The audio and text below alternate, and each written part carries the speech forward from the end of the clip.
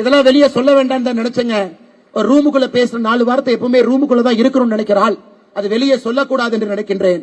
அதனால இப்பவாச்சு கொஞ்சமாச்சு உங்க வேலையை பார்த்துட்டு இந்த அட்ஜஸ்ட்மெண்ட் பாலிடிக்ஸ் எல்லாம் விட்டுட்டு மக்களுக்காக கீழே வந்து கொஞ்சமாச்சு பணி செய்யுங்க எதிர்க்கட்சி நண்பர்களே.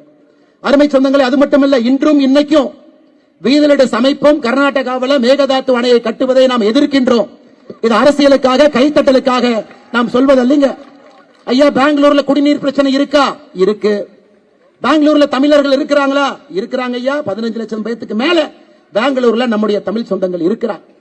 பெங்களூர் சென்ட்ரல் தொகுதியில மட்டுமே பாராளுமன்ற தொகுதியில 7.5 லட்சம் தமிழ் சொந்தங்கள் அது ஒரு பாராளுமன்ற தொகுதியில் இருக்கிறாங்க. மண்டியால இருக்கிறாங்க, சிமோகால இருக்கிறாங்க, சிக்மங்களூர்ல இருக்கிறாங்க. தமிழ்நாட்டில் பிறந்தவங்க அங்கே இருக்கிறாங்க.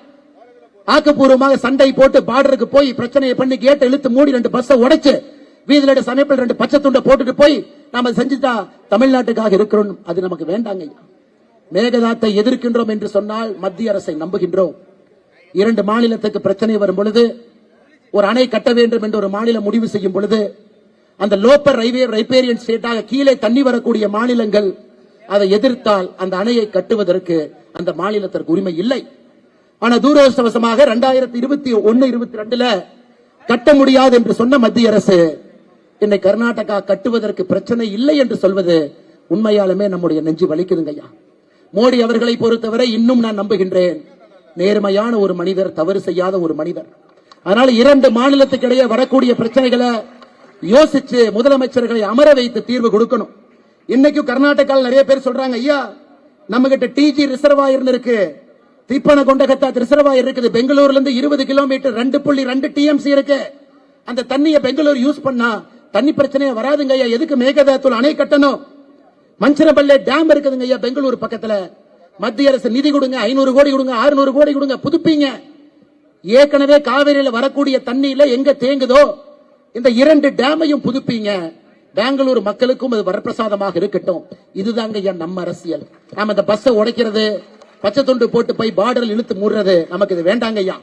நாம் இன்னைக்கு சொல்வதெல்லாம் அண்ணன் தம்பிகளாக சகோதர சகோதரிகளாக இருக்கும் பொழுது மத்திய அரசு தலையிட்டு நேர்மையான நாணயமான ஒரு தீர்வை கொடுங்க. பெங்களூரு மக்களுக்கும் தண்ணி பிரச்சனை உறுதி செய்து கொடுங்க. ஏற்கனவே காவிரியில தண்ணி வரல, தயவு செய்து இன்னொரு அணையை 9,000 கோடி ரூபாய்க்கு கட்டி அந்த மேகதாத் அணை எங்க இருக்கு? இன்னைக்கு கர்நாடகால முதலமைச்சராக இருக்கக்கூடிய டி.கே. சிவகுமார் அவருடைய சொந்த தொகுதியில மேகதாத்து இருக்குது என்பதையும் நீங்கள் புரிந்து கொள்ள வேண்டும் அருமை சொந்தங்களே. அதற்கு மேல அரசியல் பேச விரும்பல. இதுதான் நம்முடைய நிலைப்பாடு. இல்ல அண்ணாமலை தமிழ்நாடு பட்ஜெட்டை பத்தி பேசலையா? தமிழ்நாடு பட்ஜெட்டை பத்தி 2 வார்த்தை சொல்லுங்க ஐயா. ஐயா இப்பதான் வந்திருக்கிறாங்க. நான் இந்த மாதிரி முதலமைச்சர் விஜய் சார் அவர்களுக்கு ஒரே ஒரு வேண்டுகோள் மட்டும்தான் வைக்கிறேன். ஐயா இந்த பட்ஜெட்டை பார்த்தோம், ஒரு 15,000 கோடி சேவ் பண்றீங்க, செலவீனங்களை குறைக்க பாக்குறீங்க, 15,000 கோடி பிடிச்சு நிறுத்த பாக்குறீங்க.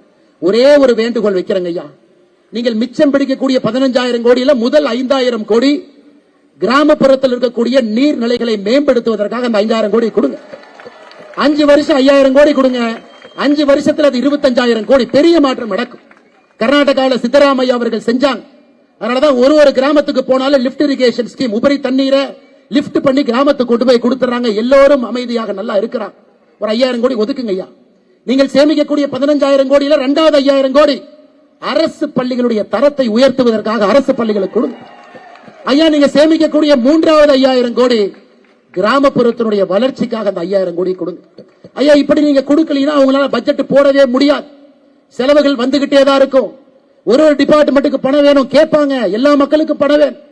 சேமிக்கக்கூடிய பணத்தில் இந்த 15,000 கோடிய 3-5,000 கோடியாக பிரித்து அடுத்த தமிழகத்திற்கு அடுத்த 5 ஆண்டுகள் 25,000 கோடி, வருஷத்துக்கு 5,000 கோடி நீர் மேலாண்மைக்கு, கல்விக்கு வருஷத்துக்கு 5,000 கோடி, 5 வருஷம் 25,000 கோடி, கிராமப்புறத்தினுடைய வளர்ச்சிக்கு 5,000 கோடி, 5 வருஷத்துக்கு 25,000 கோடி கொடுங்க ஐயா.